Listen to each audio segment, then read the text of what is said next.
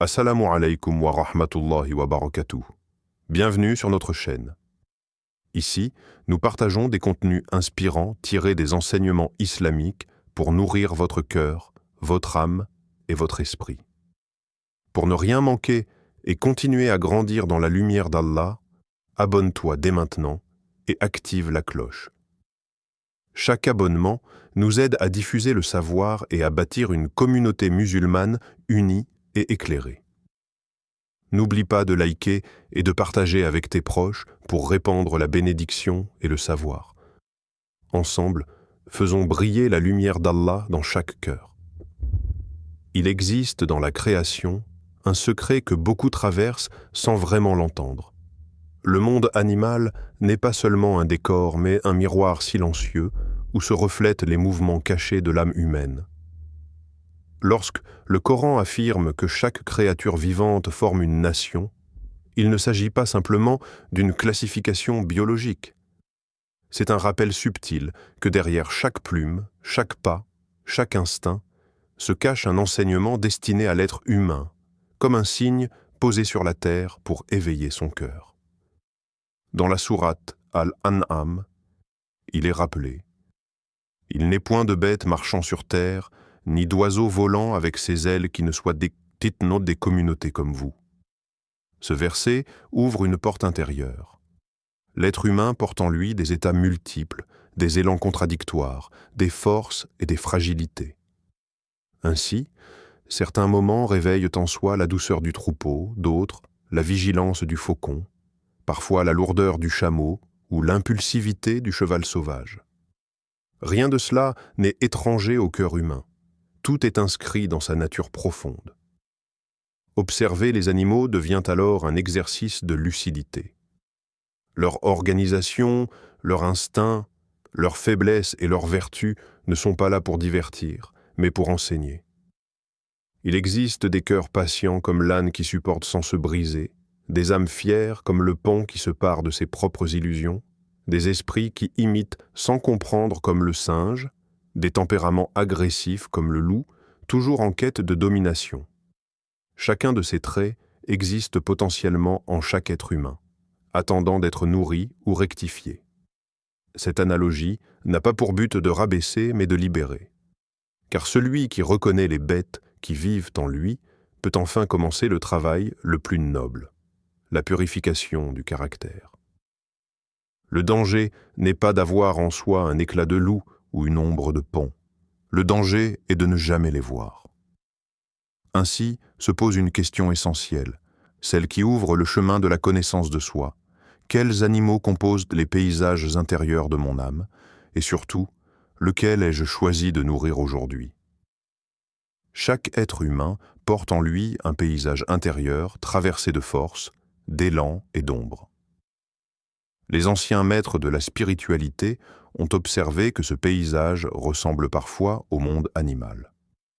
Non pas pour réduire l'humain à une bête, mais pour l'aider à regarder avec honnêteté ce qui se passe dans les profondeurs de son âme. Sous certaines émotions, certains comportements, certaines impulsions, des silhouettes apparaissent, comme si chaque tempérament avait son reflet dans une créature vivante. Il existe des cœurs qui s'agitent comme le loup, toujours affamés, jamais apaisés, prêts à bondir sur l'occasion ou à défendre leur orgueil avec férocité. Ce sont des âmes blessées qui cherchent la domination pour masquer leur vulnérabilité. Le Coran décrit un état similaire lorsqu'il évoque ceux dont la dureté intérieure les éloigne de toute compassion. Leurs cœurs se sont endurcis, et beaucoup d'entre eux sont des pervers. Sourate Al-Maïda. La dureté du cœur est la première marque du loup intérieur. D'autres ressemblent aux singes, non dans leur apparence, mais dans leur comportement. L'imitation sans compréhension. Ils changent d'opinion selon le vent, s'adaptent à la foule, répètent ce qu'ils entendent sans jamais s'interroger. Leur identité n'est pas ancrée, elle se fond dans les attentes des autres. C'est la fragilité des êtres qui cherchent la sécurité dans la conformité plutôt que dans la vérité. Puis viennent ceux dont l'âme se pare comme le paon. Leur préoccupation première n'est pas la sincérité, mais l'image. Ils brillent, s'exposent, veulent être admirés. Ils vivent à travers le regard des autres. La beauté qu'ils affichent n'est qu'un voile sur une inquiétude profonde, la peur de ne pas être assez. Leur ego déploie ses plumes et leur cœur s'efface derrière elles. D'autres se rapprochent que de la bassesse du porc. Ils acceptent d'être entourés d'impuretés morales, de relations toxiques, de paroles honteuses. Ils s'habituent à l'indignité au point de ne plus la ressentir. Leur cœur s'épaissit sous le poids de ce qui devrait les déranger. Ces comparaisons ne sont pas des jugements, mais des lanternes. Elles éclairent les zones que l'âme refuse parfois de regarder. Car identifier l'animal intérieur, c'est commencer à le dompter. C'est prendre conscience de ses tendances, comprendre ce qui doit être calmé, transformé, purifié. La véritable réforme ne commence pas par le monde extérieur, mais par cette lucidité intime. Quel tempérament me gouverne lorsque personne ne me voit ? Il arrive parfois que la réalité de ce que nous sommes ne se dévoile pas à travers nos efforts, ni par les avis des adultes, mais à travers la parole simple d'un enfant.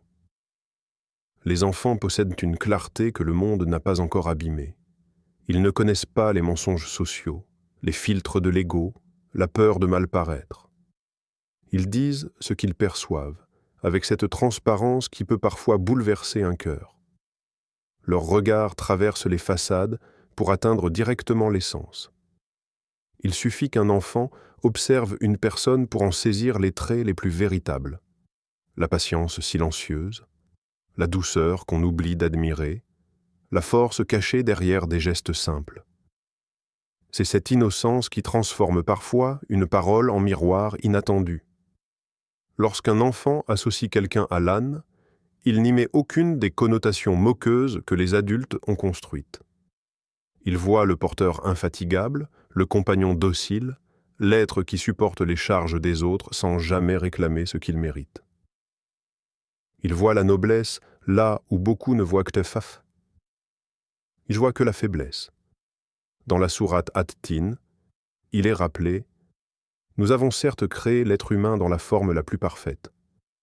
Pourtant, cette perfection intérieure est souvent invisible à nos propres yeux. On se voit à travers nos erreurs, nos manques, nos insatisfactions. On regarde les qualités comme si elles appartenaient maintenant aux autres, jamais à nous.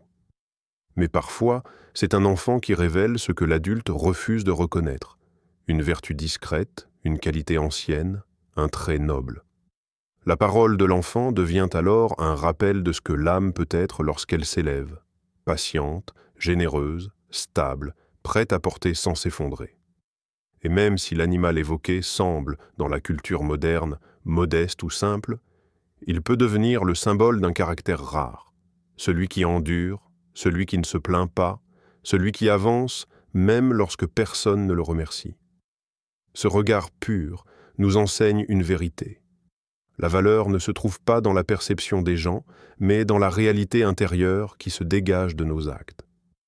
Parfois, les qualités les plus précieuses sont tellement intégrées qu'on ne se rend même plus compte qu'on les possède.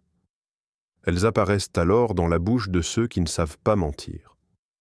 Ainsi, la parole d'un enfant peut ouvrir la voie vers une réflexion plus profonde. Quelles vertus oubliées portent encore mon âme, même si je ne les vois plus? Parmi toutes les créatures qui parcourent le ciel et la terre, certaines portent en elles une symbolique si subtile qu'elles deviennent des modèles silencieux pour le cœur. L'abeille en fait partie. Petite, discrète, presque fragile en apparence, elle est pourtant l'une des créatures les plus riches en enseignements spirituels. Sa manière de voler, de choisir, de travailler, de donner, tout en elle reflète une forme de sagesse que le croyant est invité à contempler. Dans la sourate An-Nahl, il est dit « De leur ventre sort une boisson aux couleurs variées, où se trouve un remède pour les gens. » Ce passage décrit le miel, mais derrière le miel se cache un message plus profond. Ce que l'abeille absorbe est pur, et ce qu'elle restitue est guérison. Elle prend le meilleur et offre le meilleur. Elle ne retourne jamais au monde sans apporter quelque chose qui apaise, qui adoucit, qui soigne. L'abeille ne s'arrête que sur ce qui est bénéfique. Elle ignore l'impur, contourne ce qui pourrait nuire, cherche la beauté, la couleur, le parfum. C'est ainsi que le croyant devrait avancer dans la vie, en choisissant soigneusement ce qu'il laisse entrer dans son cœur.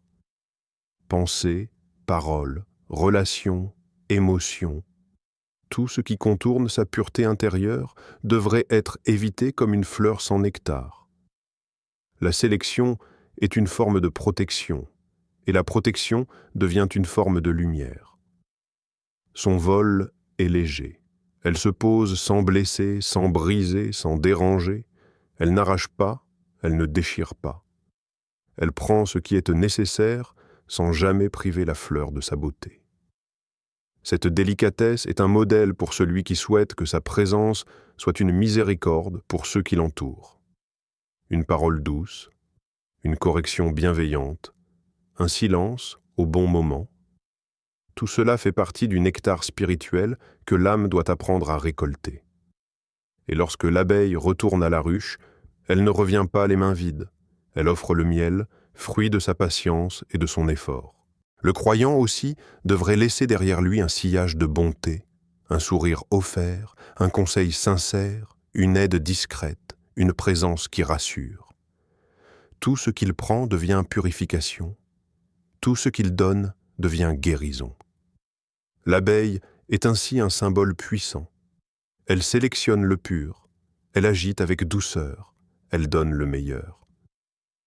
C'est l'image d'un cœur qui avance dans la vie sans blesser, sans salir, mais en transformant chaque instant en une goutte de lumière. Le monde est le même pour tous, mais les yeux qui le regardent ne voient jamais la même chose. Il existe des cœurs qui, comme l'abeille, se dirigent instinctivement vers ce qui est beau, lumineux, utile. D'autres, semblables à l'insecte du fumier, se concentrent sur ce qui est impur, sombre, blessant. Deux créatures traversent le même jardin, foulent la même terre, respirent la même brise, et pourtant l'une récolte des parfums, l'autre ramasse des impuretés. Leur nature détermine leur destination. Ce contraste est un miroir pour l'être humain. Dans la sourate Al-Isra, un rappel éclaire cette réalité. Dit « Chacun agit selon sa manière d'être ». Ainsi, ce que chacun cherche dans les autres révèle ce qui vit réellement en son cœur. Celui dont l'âme est apaisée remarque spontanément les bonnes intentions, les efforts sincères, la beauté cachée sous les imperfections. Il saisit le parfum d'une qualité là où d'autres ne perçoivent qu'un défaut. À l'inverse, celui dont le regard est obscurci par ses propres blessures s'accroche aux erreurs, aux faiblesses, aux chutes des gens. Il se nourrit de ce qui manque, jamais de ce qui embellit. Face à une même personne, l'un loue la patience, l'autre critique la lenteur. L'un admire la générosité, l'autre soupçonne l'hypocrisie. L'un voit un cœur qui tente de s'améliorer, l'autre ne retient qu'une faute isolée. Le jardin de l'humanité n'est jamais totalement pur, ni totalement impur. Ce sont les intentions qui tritent les pétales et le fumier. Mais il est impossible de récolter les deux à la fois. Celui qui choisit de ramasser les défauts finit par porter sur son dos ce qu'il collecte. Reproches, rancœur, négativité. Son âme s'alourdit de ce qu'elle transporte, comme l'insecte qui roule devant lui ce qu'il ne peut ni purifier ni transformer. À force d'accumuler les erreurs des autres, il oublie les siennes et se prive de la douceur du miel intérieur. L'abeille, elle, choisit. Elle contourne l'impur sans haine, mais sans s'y arrêter. Elle ne nie pas l'existence des imperfections, elle refuse simplement de s'en nourrir. Ainsi devrait être le croyant, filtrer ce qu'il voit, choisir ce qu'il retient, préserver la pureté de son cœur en ne récoltant que ce qu'il élève. Chercher le bien, même dans un jardin imparfait, ne rend pas aveugle, cela rend pur. Et lorsque le cœur apprend à préférer la lumière, chaque rencontre devient une fleur, et chaque parole un nectar possible. Dans le secret d'une ruche, un enseignement puissant se déploie, rien ne naît seul, Rien ne s'accomplit en isolation. Chaque abeille est petite, fragile, limitée, mais lorsqu'elle rejoint les autres, un miracle apparaît. Des milliers de battements d'ailes s'accordent, des trajectoires se croisent sans se heurter, des tâches s'enchaînent sans confusion. La reine veille, les ouvrières récoltent, les gardiennes protègent. C'est l'unité de leurs efforts qui donne naissance au miel, ce remède lumineux qui adoucit les corps et les cœurs. Ce fonctionnement révèle une vérité que beaucoup oublient. La force véritable ne réside pas dans l'individualisme, mais dans la communion. L'être humain qui veut porter seul ses charges finit toujours par s'épuiser. Celui qui s'isole de peur de déranger se prive d'une miséricorde immense. Celui qui pense n'avoir besoin de personne se coupe d'une sagesse que la création elle-même lui enseigne. Dans la sourate Al-Imran, il est rappelé « Attachez-vous tous ensemble au câble d'Allah et ne vous divisez pas ». Ce verset n'appelle pas seulement à l'unité religieuse, mais à une fraternité vivante, concrète, nourrie par les actes. Lorsque le cœur se lie à d'autres cœurs, il se purifie de l'illusion de l'autosuffisance. Il apprend à donner, à recevoir, à consulter, à pardonner, à se laisser aider. La foi ne grandit pas seule. Elle se renforce dans la présence des autres, dans leurs conseils, leurs prières, leurs mains tendues. Un seul battement d'ailes ne déplace pas l'air, mais 1000 battements créent une force qui traverse des distances immenses. La communauté ressemble à la ruche. Chacun possède un rôle, une contribution, une lumière. Certains protègent, d'autres enseignent, d'autres apaisent, d'autres organisent, d'autres soignent. Aucun rôle n'est inférieur. C'est leur coordination qui crée l'harmonie. Lorsque l'un tombe, les autres le relèvent. Lorsque l'un s'égare, les autres le ramènent. Lorsque l'un souffre, les autres le portent. L'individualisme, lui, divise l'âme. Il fatigue, isole, fragilise. Il transforme les épreuves en montagnes infranchissables.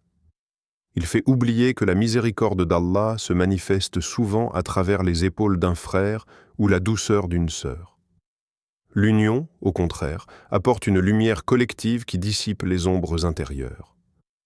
Comme la ruche, la communauté construit du miel, douceur, guérison, force, clarté. Et celui qui y participe devient une source de bien pour les autres, même par sa simple présence. Il existe dans la création des mécanismes qui dépassent l'entendement humain, mais qui, lorsqu'on les observe, réveillent une vérité spirituelle profonde. L'abeille en est un exemple saisissant. Son orientation dépend du soleil. Elle calcule les angles, les distances, les chemins à parcourir. Même lorsque l'astre se déplace, elle corrige sa trajectoire. Pourtant, lorsque le ciel se couvre et que les nuages obscurcissent la lumière visible, l'abeille ne se perd pas. Elle voit ce que l'œil humain ne distingue pas, les rayons ultraviolets qui traversent la brume. Là où l'homme voit de l'ombre, elle perçoit encore un guide. Ce phénomène révèle une symbolique essentielle. Dans la sourate Al-Baqarah, un rappel éclaire subtilement cette réalité.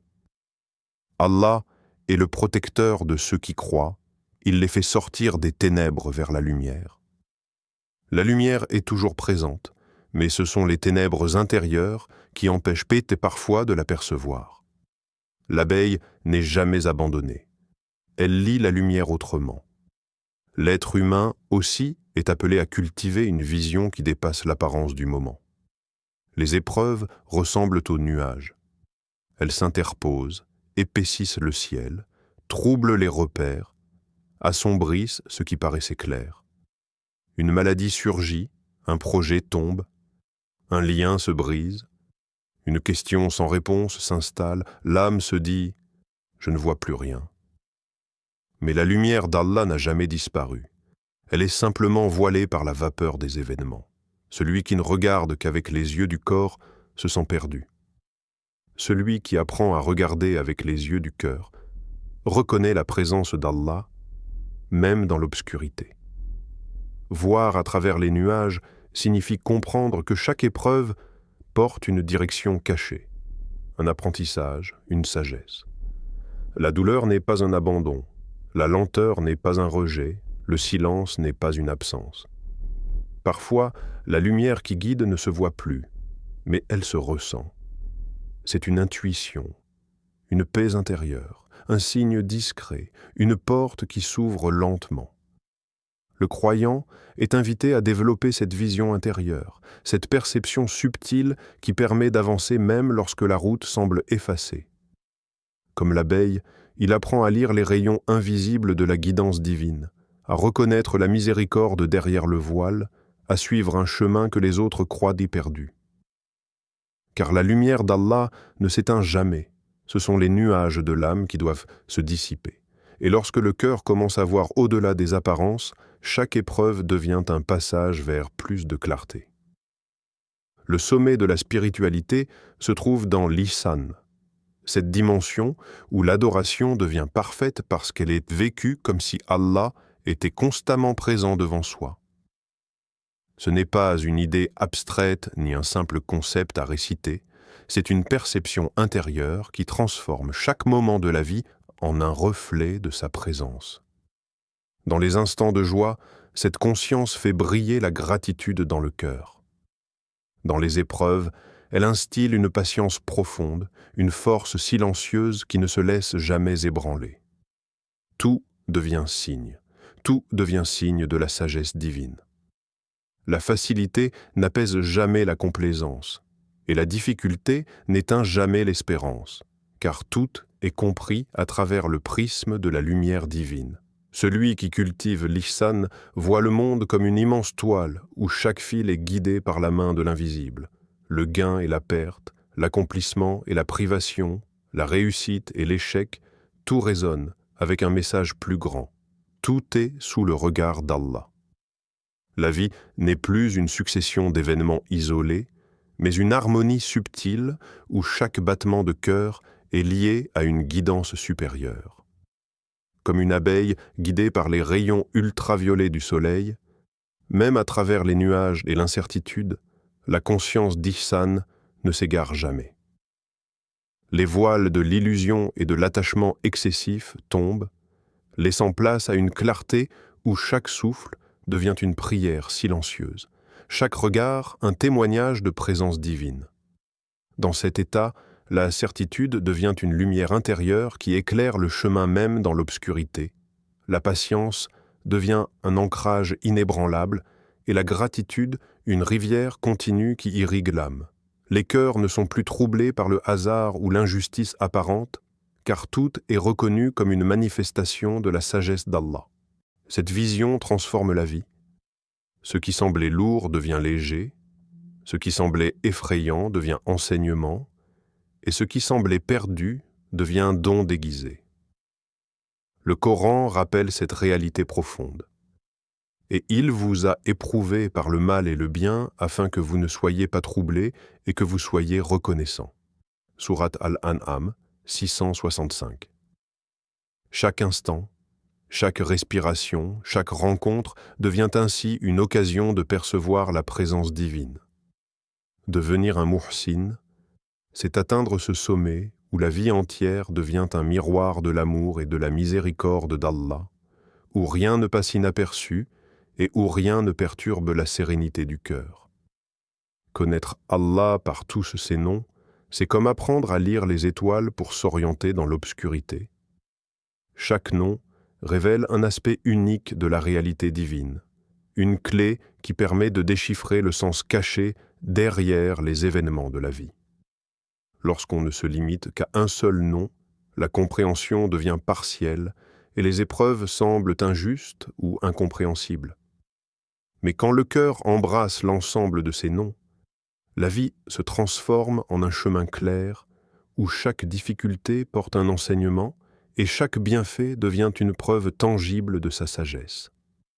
Al-Mu'ti, celui qui donne, nous rappelle que le don d'Allah précède toujours la demande et qu'aucune bénédiction ne nous échappe lorsqu'elle est destinée à notre bien. Al-Mani, celui qui retient, nous enseigne que certaines portes fermées protège l'âme de dangers invisibles et que la privation apparente est parfois une bénédiction déguisée.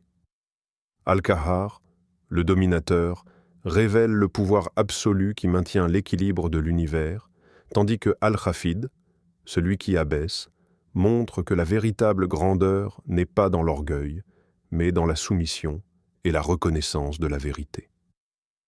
Le croyant qui connaît ces noms développe une perception intérieure qui dépasse les voiles de l'apparence. Il voit la beauté dans la discipline, la lumière dans la difficulté et l'harmonie dans ce qui semblait chaos. Comme l'abeille qui suit le soleil même sous les nuages, son âme ne perd jamais le chemin. Il apprend à équilibrer respect et proximité, crainte et amour, vigilance et confiance. Chaque épreuve devient une leçon de patience, chaque obstacle un rappel de la grandeur et de la justice divine. Dans le Coran, il est rappelé « Allah, il n'y a point de divinité à part lui, le vivant, celui qui subsiste par lui-même. Ni somnolence, ni sommeil ne le saisissent. À lui appartient tout ce qui est dans les cieux et sur la terre. » Sourate Al-Baqarah, 255. Cette compréhension nourrit la certitude intérieure et élargit le regard au-delà des apparences. Ainsi, connaître Allah par ses noms, c'est acquérir une vision qui transcende la peur, la confusion et le découragement. C'est voir dans chaque événement un reflet de sa sagesse et naviguer à travers la vie avec une sérénité que rien ne peut ébranler, car le cœur est maintenant ancré dans la vérité universelle et intemporelle d'Allah. Jazakallahu khayran pour avoir regardé cette vidéo. Assalamu alaykum wa rahmatullahi wa barakatuh. N'oubliez pas de vous abonner, aimer et partager pour soutenir notre chaîne et continuer à diffuser le savoir et les enseignements islamiques.